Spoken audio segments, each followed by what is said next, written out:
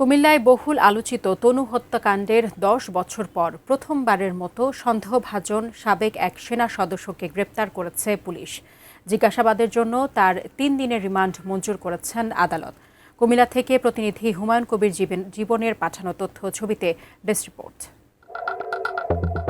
Comilla Victoria সরকারি কলেজের ছাত্রী ও নাট্যকর্মী সোহাগী জাহান তনু হত্যা মামলার পার হয়েছে ১ দশক। তবে এই প্রথম অবসরপ্রাপ্ত এক সেনা সদস্যকে গ্রেপ্তার করেছে পুলিশ।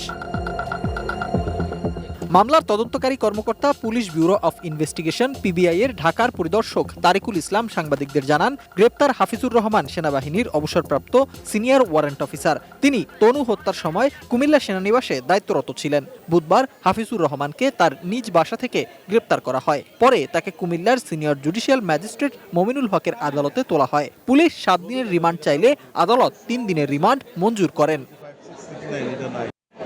দীর্ঘদিন পর হলেও প্রথম সন্দেহভাজন আসামি গ্রেপ্তার হওয়ায় কিছুটা সন্তুষ্ট তনুর বাবা মা। অন্য আসামিদের দ্রুত গ্রেপ্তার ও বিচারের দাবি তাদের।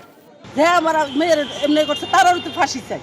আমি দেশবাসীও জানে কইতে পারে বলে তনু হত্যার ফাঁসি হয়েছে। এখন বলতে পারবো যে আসামি ধরা পড়ছে।